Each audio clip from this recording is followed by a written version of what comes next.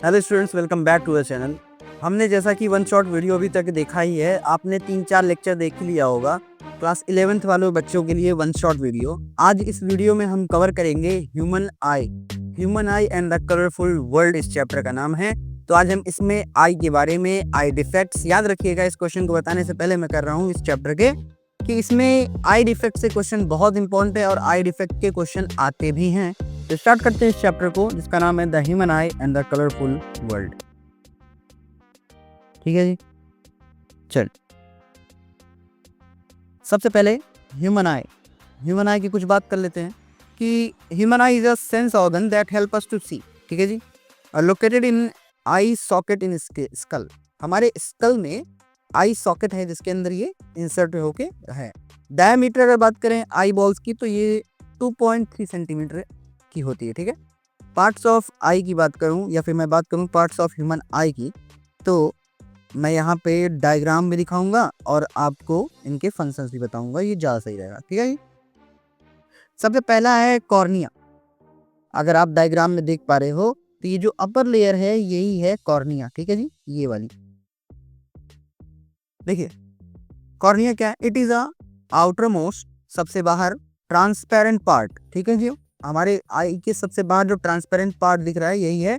It provides most of the reflection of light, most of the light को reflect करने का काम यही करती है। ठीक है, cornea. Next one is lens. अगर मैं लेंस की बात करूं तो लेंस देखिए, अगर मैं लेंस की बात करूं तो आप लोग उसको देख पा रहे होंगे इसमें डायग्राम में। अगर आप डायग्राम में देखो तो आई लेंस हमारा जो है ये हमारा क्या है, ये वाला पार्ट, ये क्या है, ये हिस्सा, ये है आई लेंस। ठीक है, लेंस आप जानते ही हो, it is composed of fibrous, it is composed of a fibrous jelly like material. Fibres और जेली लाइक मटेरियल से ये कंपोज्ड होगा।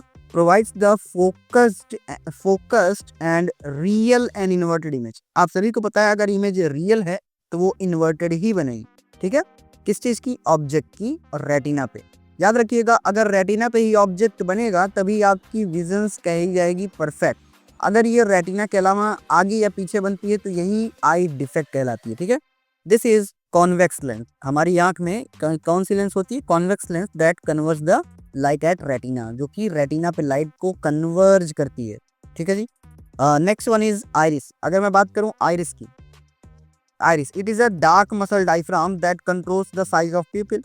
तो अगर मैं बात करूं आइरिस, ये देखिए क्या है, ये जो मसल्स आपको दिख रही है ये है आइरिस। ये आपके क्या करती है, ये आपके आई के डायफ्राम को कंट्रोल करती है। ठीक है, डायलेट करना और उसको मतलब रिलैक्स करना, ये सब चीज़ों में हेल्प करती है। नेक्स्ट है pupil. It is a window of eye. कहने का मतलब प्यूपिल एक खिड़की है, जितना ये बड़ी होगी, जितना खिड़की आप खोलोगे उतनी ज़्यादा लाइट आएगी, जितना खिड़की आप बंद करोगे उतनी लाइट कम आएगी। That's why it is known as window of eye. It is the centre aperture in the iris.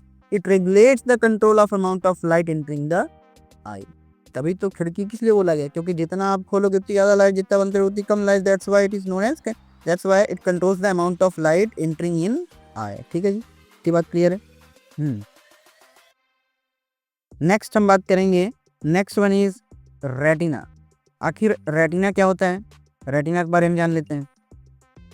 It is a delicate membrane have enormous number of light sensitive sales. मतलब रेटिना पे sensitive sales होती है, ये retina है। ये क्या है आप देख पा रहे हो अगर, तो ये यही तो है हमारी रेटिना इधर पीछे साइड। ठीक है, ये क्या है, ये है लाइट सेंसिटिव। रेटिना जो होती है, ये वाला स्पॉट जो है, ये है लाइट सेंसिटिव, लाइट सेंसिटिव।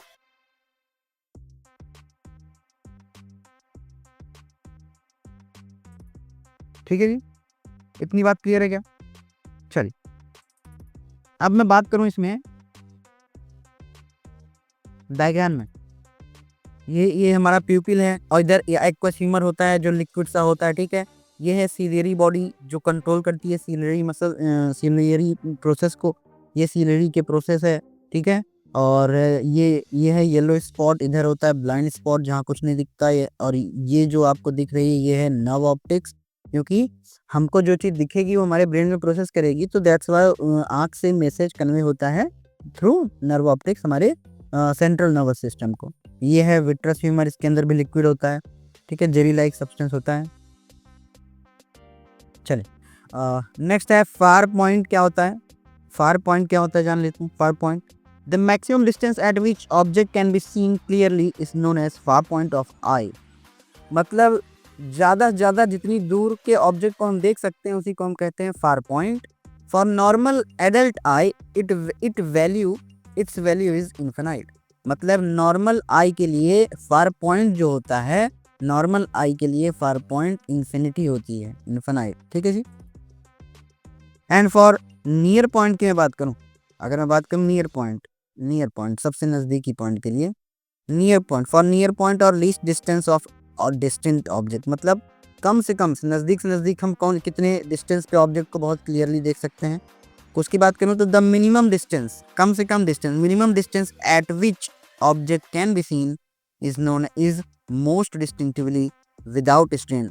नज़दीक से नज़दीक हम ऑब्जेक्ट को बिना तकलीफ के साथ जो देख सकते हैं किसी एडल्ट पर्सन में, वो 25 सेंटीमीटर होता है, ठीक है। 25 centimetre is the nearest point. Range करता है ह्यूमन में -25 सेंटीमीटर से इन्फिनिटी तक, ठीक है जी।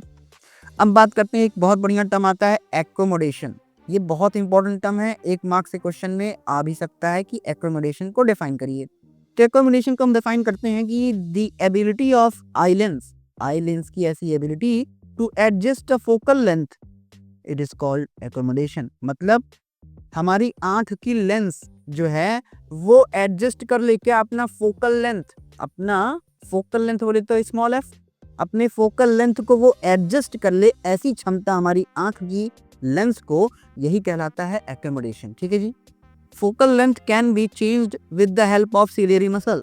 मतलब फोकल लेंथ को हम लोग अपनी सिलियरी मसल्स की हेल्प से भी चेंज कर सकते हैं। इतनी बात क्लियर है क्या? नेक्स्ट बात आ जाती है, नाम आई डिफेक्ट की बात करेंगे, मायोपिया, जिसको हम लोग शॉर्ट साइटेडनेस भी कहते हैं। Myopia is also known as short sightedness.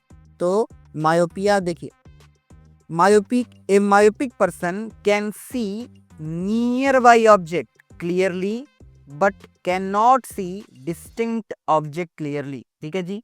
Image is formed in front of retina, the far point F of myopic lens is less than infinite.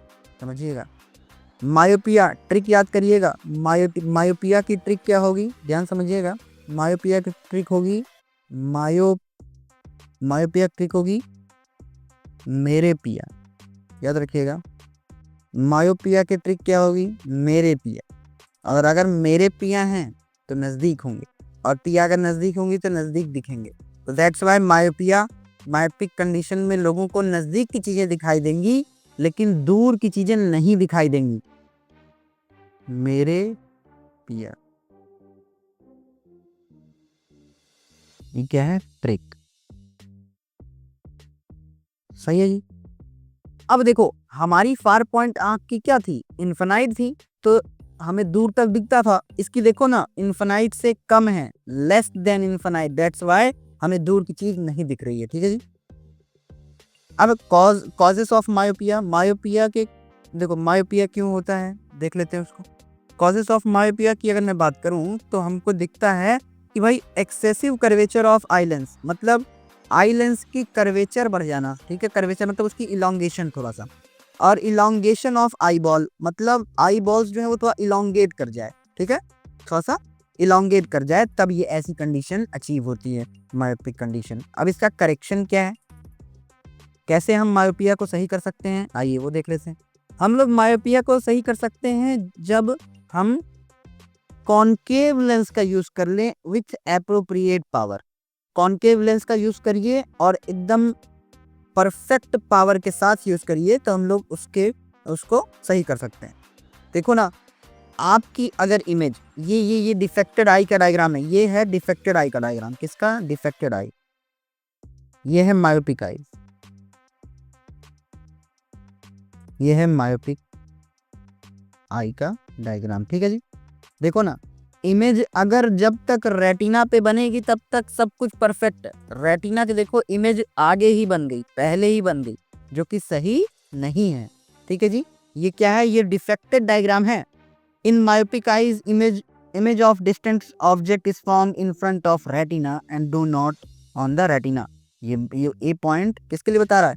ये ए पॉइंट बता रहा है इस डायग्राम के लिए, इस डायग्राम के लिए ये डिफेक्टेड डायग्राम है।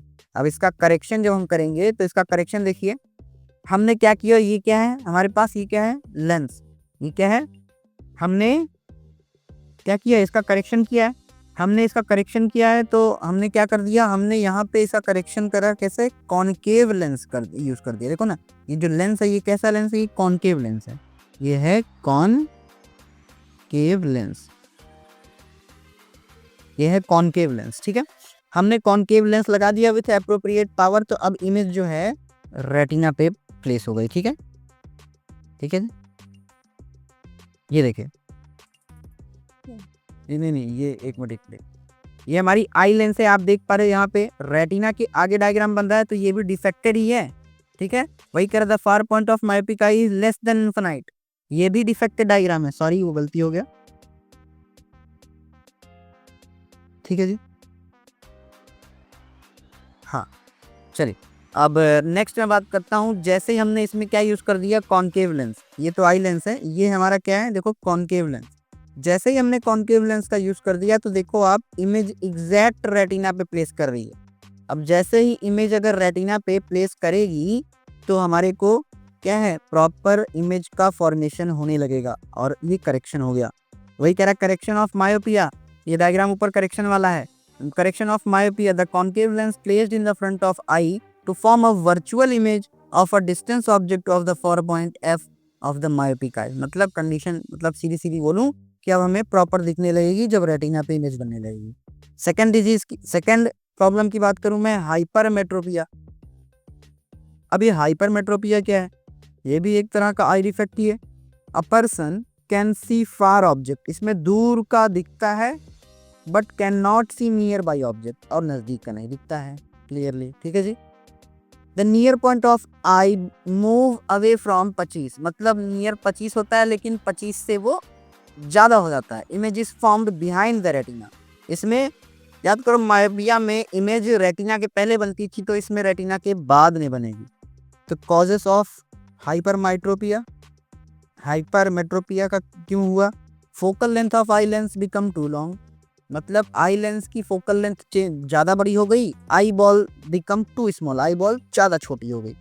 ठीक है, अब होगा क्या, इसका करेक्शन कैसे करेंगे, इसके करेक्शन में क्या यूज होगा देखिए, if we use convex lens, इसमें हम लोग कॉन्वेक्स लेंस यूज करेंगे इसके करेक्शन के लिए और सूटेबल पावर के साथ, तब हम इसके डिफेक्ट को अचीव कर सकते हैं। ठीक है, ये देखिए ये है, ये कंडीशन है किसकी, ये कंडीशन है नॉर्मल आई। ठीक है, होता क्या है, जो हाइपरमेट्रोपिक आई है, देखो ना एक सेकंड, जो हाइपरमेट्रोपिक आई है, जो हाइपरमेट्रोपिक आई है इसमें देखो इमेज कहाँ बन रही है, इमेज पीछे बन रही है रेटिना के। ठीक है, दैट्स व्हाई हमने यहाँ पे लेंस यूज कर दिया, हमने यहाँ पे लेंस यूज कर दिया कॉन्वेक्स, हमने यहाँ पे कॉन्वेक्स लेंस यूज कर दिया। जैसे ही कॉन्वेक्स लेंस यूज किया हमने तो ये करेक्शन हो गया, और देखो ना इमेज कहाँ बन रही है, एग्जैक्ट रेटिना पे। ठीक है, इसके बाद एक कंडीशन आती है, एक और प्रॉब्लम आती है जिसको हम लोग बोलते हैं प्रेस बायोपिया। एक और प्रॉब्लम आती है जिसको हम लोग क्या कहते हैं, प्रेस बायोपिया। प्रेस बायोपिया जो कि कब होती है, जब जो कि ओल्ड एजेस में होती है, जिसको हम लोग बोलते हैं ओल्ड एज ऑफ हाइपरमेट्रोपिया, जिसको हम लोग प्रॉपर बोलते हैं प्रेस बायोपिया। इसमें क्या होता है, इसमें it is a combination of myopic and hypermetropic condition. ठीक है, is the defect of vision, कह रहा है जब is the defect of vision is due to old person can not see nearby object clearly due to loss of power and accommodation of eye. जब बूढ़ा इंसान अपने आँख की पावर और एकोमोडेशन आई की दोनों खो दे, ऐसी कंडीशन में होता है उसे presbyopia. The near point of old person having presbyopia gradually decreases reduced and becomes much more, 25 centimetre से ज़्यादा अवे हो जाता है। कॉजेस कैसे होता है ये प्रेस बायोपिया, कैसे होता है, ये होता है gradually weakening of ciliary muscle, ciliary muscles weak पड़ जाने की वजह से होता है। Diminishing flexibility of eye lens, मतलब आई लेंस की फ्लेक्सिबिलिटी जो होती है कि भैया अपने आप को एडजस्ट कर लेना, वो कैपेबिलिटी खो जाती है। और इसका करेक्शन कैसे कर सकते हैं हम लोग? इसके करेक्शन में हम लोग यूज करते हैं, इसका करेक्शन हम यूज करते हैं कब? जब हम लोग इसमें both using both concave as well as convex lens with suitable power, मतलब कॉनकेव और कॉन्वेक्स लेंस को हम सूटेबल पावर साथ यूज करके इसको हम सही कर सकते हैं। Sometimes a person may suffer from both myopia and hypermetropia, ठीक है, पर्सन दोनों से सफर कर सकता है इस कंडीशन में। Such people requires bifocal lens for correction. अब आप कई बुढ़े लोगों में देखे होंगे, बूढ़े लोगों में उनका मान लो, ये मान लो आई ग्लास, ये मान लो क्या है, आई ग्लास। तो आई ग्लास का ऊपर देखो ऐसे दूसरा लेंस रहेगा, एक नीचे अलग लेंस रहेगा, ठीक है जी। ये ऐसा होता है बाईफोकल लेंस से। Advantage of eye in front of face, advantage क्या है भाई? Advantage of eyes in front of face क्या है? It gives wider view of, it gives wider field of view, field of view बढ़ जाता है, FOV. और it enhance the ability to detect faint object, सेंटेड ऑब्जेक्ट को detect करने में हेल्प करता है। और प्रोवाइड्स 3 डायमेंशनल व्यू, और हमको 3D व्यू दिखाने में हेल्प करता है, ठीक है। ये कुछ क्वेश्चंस आप लोग अपने नॉलेज को, अपने स्किल को चेक कर सकते हैं। इस क्वेश्चन के बाद हम बात करेंगे आगे। आगे का टॉपिक हमारा होगा dispersion of light by glass prism. Dispersion of light by glass prism हमारा नेक्स्ट टॉपिक है। याद रखिएगा, डिस्पर्जन ऑफ लाइट क्या कहता है? डिस्पर्जन ऑफ लाइट का मतलब ये है कि जब भी कभी वाइट कलर की लाइट आप प्रिज्म से छोड़ोगे या फिर किसी भी ग्लास से छोड़ोगे, तो वो वाइट कलर की लाइट 7 अलग अलग कलर्स में टूट जाएगी, या फिर डिस्क्रीट हो जाएगी, या फिर अलग हो जाएगी। तो उसे हम कहते हैं, this phenomena is known as dispersion of light. When white light is passed through a glass prism, it splits into a 7 constituent colors to forms band of 7 colors. This phenomena is called dispersion. इसी phenomena को हम कहते हैं dispersion और dispersion of light. जब भी white light enter करती है तो सबसे पहले ऊपर इधर red, orange, yellow, green, blue, indigo and violet colour में टूट जाती है। नीचे से इसको बोलूं तो विबग्योर। अब यहाँ पे एक टर्म आता है स्पेक्ट्रम। स्पेक्ट्रम, स्पेक्ट्रम का मतलब क्या है जी? स्पेक्ट्रम क्या है? The bands of 7 colour form due to dispersion of white light, इसी को हम लोग कहते हैं स्पेक्ट्रम। एक और टर्म आता है बड़ा इंटरेस्टिंग, उसको हम बोलते हैं एक्रोनमी। एक्रोनमी, एक्रोनमी क्या होता है? It is a group of alphabets that represent sequential color in spectrum। ये एक ग्रुप ऑफ अल्फाबेट है जो कि स्पेक्ट्रम, जो कि सीक्वेंस वाइज कलर के स्पेक्ट्रम को शो करता है, जैसे कि विबग्योर, ठीक है जी। रेड, इधर red, orange, yellow, green, blue, indigo, yellow, violet, ठीक है। अब एक बात याद रखिएगा, यहाँ पे एक हमको एक बात यहाँ से एक पता चलती है क्या, कि जो एंगल ऑफ डेविएशन है वो डायरेक्टली, वो इनवर्सली प्रोपोर्शनल होगा वेवलेंथ। मतलब जितना ज़्यादा वेवलेंथ उसकी उतना ज़्यादा, उतनी कम उसकी एंगल ऑफ डेविएशन। मतलब वेवलेंथ जिसकी ज़्यादा उसकी angle of deviation come. Inverse relation यही तो कहता है कि अगर एंगल ऑफ डेविएशन ज़्यादा होगा तो वेवलेंथ उसकी कम होगी, वेवलेंथ अगर ज़्यादा होगी तो एंगल ऑफ डेविएशन कम होगा, ठीक है जी। इतनी बात क्लियर है, ठीक है। चलो, इसका एग्जांपल यहाँ से ले सकते हो कि रेड कलर की जो वेवलेंथ होती है लैम्डा, वो बहुत ज़्यादा होती है। इसकी वेवलेंथ सबसे ज़्यादा, इसलिए सबसे कम मुड़ा है, ठीक है। और वॉयलेट की वेवलेंथ सबसे कम होती है, इसलिए ये सबसे ज़्यादा बेंड हुआ है, ठीक है। इसीलिए यहाँ पे ये कह भी रहा है, देखिए ये कह भी रहा है कि red is the least deviated colour. Red is the least deviated colour. Red is the least deviated colour and violet is the most deviated colour. क्यों रेड क्यों लीस्ट डेविएटेड है? क्योंकि ये इसकी वेवलेंथ बहुत ज़्यादा है। और वॉयलेट बहुत मोस्ट डेविएटेड है क्योंकि इसकी वेवलेंथ बहुत कम है, ठीक है, स्मॉलेस्ट वेवलेंथ। ये कुछ क्वेश्चंस हैं। Why spectrum is formed when white light, इसको आप देख लीजिएगा। मैं थोड़ा सा प्रिज्म के बारे में बता देता हूँ फटाफट। प्रिज्म क्या है? प्रिज्म, प्रिज्म क्या है? प्रिज्म एक पिरामिडिकल पीस ऑफ ग्लास है with 2 triangular base and 3 triangular lateral surface. Angle of prism क्या है? The angle between 2 adjoining lateral surface. Angle between 2 adjoining lateral surface मतलब जहाँ पे 2 लेटरल सरफेस एक दूसरे से मिले उसी को हम लोग कहते हैं एंगल ऑफ प्रिज्म। इसको हम लोग क्या बोलते हैं? Angle of prism. ठीक है। Now next one is reflection through a glass prism. Reflection through a glass prism, हम लोग रिफ्लेक्शन देखेंगे ग्लास प्रिज्म के थ्रू। चलिए देखिए, ये इंसिडेंट रे है। अब याद रखिएगा, बाहर की डेंसिटी जो है वो कम है, अंदर की डेंसिटी क्या है? ज़्यादा है। तो लेस डेंसिटी से हाई डेंसिटी में जब भी कोई भी रे ऑफ लाइट जाती है तो वो नॉर्मल से अवे भागती है, दूर, नॉर्मल से दूर भागती है। लेकिन जब ये अंदर से बाहर जाती है तो अंदर की डेंसिटी ज़्यादा और बाहर की डेंसिटी कम, तो इसका उल्टा होगा। जब ये बाहर भागेगी तो ये अपने नॉर्मल की तरफ जाएगी, ठीक है, क्योंकि बाहर की डेंसिटी क्या है? कम है। और ये जो इसका ओरिजिनल पाथ था ये ई, और जहाँ पे ये लास्ट में इमर्ज हुई, जिससे बाहर निकलते उसको बोलते हैं इमर्जेंट रे, इन दोनों के बीच का जो एंगल होता है यही कहलाता है एंगल ऑफ डेविएशन। इसी को हम लोग क्या कहते हैं प्यार से? इसी को हम लोग कहते हैं एंगल ऑफ डेविएशन। कितना मुड़ा। एंगल ऑफ डेविएशन को हम लोग स्मॉल डी से दर्शाते हैं, मतलब दिखाते हैं। It is the angle between incident ray and emergent रे। इंसिडेंट रे और इमर्जेंट रे के बीच का एंगल ही कहलाता है क्या? Angle of deviation. Isaac Newton पहले पर्सन थे who proves that sunlight is made up of 7 colour. ठीक है, क्यों भाई? उनका अपना एक्सपेरिमेंट था, उसके बारे में यहाँ पे पढ़ना नहीं है, पढ़ लीजिएगा आप। वही 7 कलर रखा, प्रिज्म रखा, अलग अलग कलर आया। ठीक है। क्वेश्चन है, what is referred as white light? Any light that forms a spectrum similar to that the sunlight is referred to as white light. कोई भी लाइट सनलाइट जैसी व्हाइट लाइट अगर प्रोड्यूस करे तो उसे हम बोलेंगे व्हाइट लाइट। नेक्स्ट बात आती है, बड़ा इंपॉर्टेंट चीज है, total internal reflection. Total internal reflection क्या है? टोटल इंटरनल रिफ्लेक्शन से हमें पता क्या चलता है? देखो, व्हेन लाइट इंटर्स ऑबिक्यूली, जब लाइट किसी भी एंगल पे अगर या फिर डायरेक्ट इंटर करे, कहाँ पे?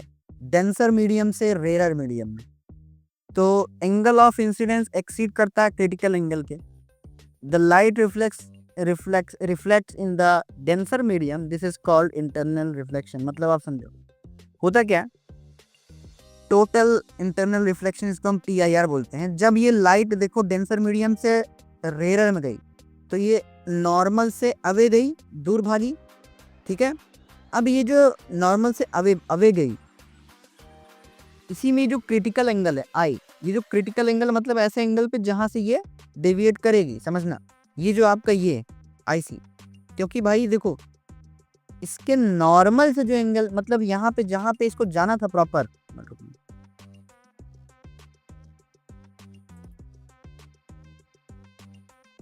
एक सेकंड, ठीक है। अब देखो होता क्या है, ये जो ये एंगल जो है इसका, ये क्या है? इसका क्रिटिकल एंगल। जब इसके क्रिटिकल एंगल से कम होके ये रिफ्लेक्ट कर जाए तो ये टोटल इंटरनल रिफ्लेक्शन बनाता है। मतलब इसके कुछ एग्जांपल्स हैं, जैसे आपने देखे होंगे कि कोई ग्लोइंग ऑफ लाइट होती है जो अंदर ही पूरा सारी मतलब ऐसी कटिंग हो कि अंदर ही सारा रिफ्लेक्शन हो जाए। ठीक है। Conditions necessary for internal reflection, light should enter obliquely, light obliquely घुसना चाहिए, इंटर होना चाहिए, from denser to rare medium में जाना चाहिए लाइट को। ठीक है। Angle of incidence should be exceeded critical angle, the light reflects in the denser medium. ठीक है। और क्रिटिकल एंगल क्या है भाई? The angle of incidence for which angle of reflection is 90 degree. मतलब एंगल ऑफ इंसिडेंस मतलब जिस angle पर लाइट जा रही हो, for which angle of reflection is 90 degree, मतलब जिस भी एंगल पर लाइट जा रही हो उसका रिफ्लेक्शन 90 डिग्री पे हो। Rainbow, it is a natural spectrum appearing in the sky after rain shower. Rain is observed in the direction opposite to the sun. ठीक है। रेनबो जो होता है वो सन के अपोजिट डायरेक्शन में ही बनता है। ठीक है। 3 phenomena which is involved in rainbow formations are dispersion, reflection and internal reflection। 3 phenomena से ही रेनबो का फॉर्मेशन होता है। 3 फिनोमिना से ही रेनबो का फॉर्मेशन होता है, dispersion of light, reflection of light, internal reflection. ठीक है जी। बात करते हैं फॉर्मेशन ऑफ रेनबो की, तो याद रखिएगा सम ड्रॉपलेट्स, कुछ वाटर ड्रॉपलेट्स बचे रह जाते हैं इन्वायरमेंट में, ठीक है, और जो सस्पेंडेड रहते हैं हवा में ही घूमते रहते हैं। These droplets behave as a glass prism, और ये कैसा बिहेव करते हैं, ग्लास प्रिज्म जैसा, और सन की जो लाइट आती है इन पे पड़ के वो 7 टुकड़ों में 7 कलर ऑफ बैंड्स में डिवाइड होती है, which enters the rain drop, it's first reflect the disperse, पहले वो डिस्पर्स होगी, then it reflects internally, internal फिर रिफ्लेक्ट होगी और फिर अगेन रिफ्लेक्ट कर देगी, it comes from drop and the 7 color reach the eyes and observes in a form of rainbow, ठीक है जी, और हमें वो रेनबो के फॉर्म में दिख जाता है, ठीक है। आप देखिए सनलाइट यहाँ पे आई, व्हाइट लाइट गिरी, यहाँ पे हुआ रिफ्लेक्शन वाटर ड्रॉपलेट्स के साथ यहाँ पे, अब ये अंदर ही क्या हो गया, अंदर ही हो गया डिस्पर्जन ऑफ लाइट, ये देखो 7 कलर में टूट गया, ठीक। अब इसके अंदर जब 7 कलर टूटा तो ये आपस में ही 90 डिग्री पे टोटल इंटरनल रिफ्लेक्शन भी हो गया इन स्पेक्ट्रम्स का, TIR भी हो गया, ठीक है। अब ये क्या हुआ, टोटल इंटरनल रिफ्लेक्शन के साथ बाहर क्या हो गया, रिफ्रैक्शन, बाहर चला गया ना, तो रिफ्रैक्शन, और रिफ्रैक्शन हो गया तो ये हमको 7 अलग कलर में रेनबो के फॉर्म में दिख जाते हैं, ठीक है। एटमॉस्फेरिक रिफ्लेक्शन की बात करूं मैं, एटमॉस्फेरिक रिफ्लेक्शन, एटमॉस्फेरिक रिफ्लेक्शन क्या है, the reflection by which layers of atmosphere is called atmospheric reflection, reflection by different layers of atmosphere, her layer का डिफरेंट रिफ्लेक्शन हो उसी को हम लोग कहते हैं atmospheric reflection.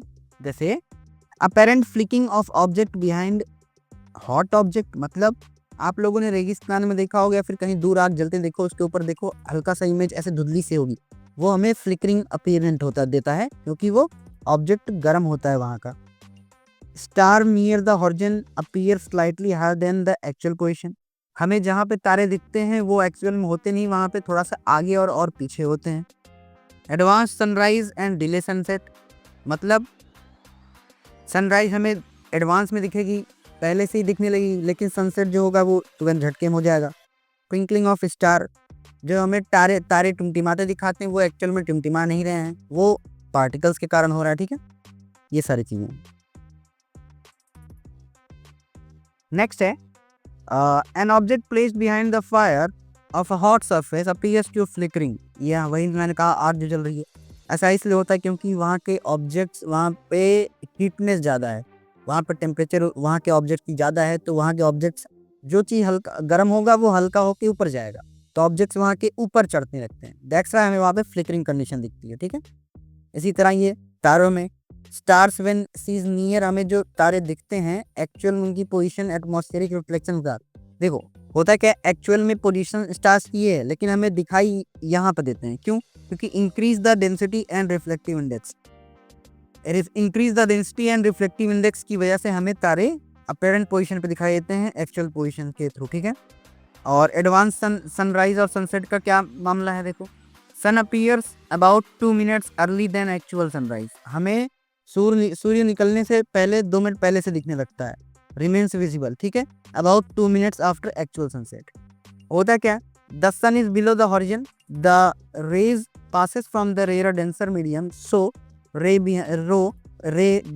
bend towards the normal, as a result that sun appears higher than its actual position, हमें सन अपने एक्चुअल पोजीशन से हायर कंडीशन पे दिखता है। इसी तरह ट्विंकलिंग ऑफ स्टार क्या है, होता क्या, इन्वायरमेंट में ब्राउनियन मोशन हो रहा है, पार्टिकल्स अपना जिगजैग मोशन कर रहे हैं, तो होता क्या है कि अगर अभी मैं फ्लैश चलाऊं आपके सामने और ऐसे से कर दूं तो आपको अंधेरा उजाला अंधेरा उजाला अंधेरा उजाला दिखेगा, तो इसी वजह से हमें लगता है कि ट्विंकलिंग ऑफ स्टार्स हो रहा है, ठीक है। और यहाँ पे याद रखिएगा स्कैटरिंग इफेक्ट क्या है, स्कैटरिंग इफेक्ट क्या होता है, स्कैटरिंग इफेक्ट है spreading of light in various direction by colloid particles, मतलब लड़ने और टकराव वाले पार्टिकल्स की वजह से लाइट जो है स्कैटर हो जाए, फैल जाए, उसी को हम कहते हैं स्कैटरिंग इफेक्ट। इसको हम किसके लॉ ऑफ दिखा सकते हैं, इसको हम लॉ ऑफ रिलेटिव इफेक्ट से शो कर सकते हैं, जैसे कि स्कैटरिंग जो होता है वो इन्वर्सली प्रोपोर्शनल होगा वेवलेंथ के पावर 4 से, ठीक है जी। नेक्स्ट आता है हमारे पास टिंडल इफेक्ट। टिंडल इफेक्ट क्या होता है, टिंडल इफेक्ट होता है when light passes through a colloidal path becomes visible, this is called Tyndall effect.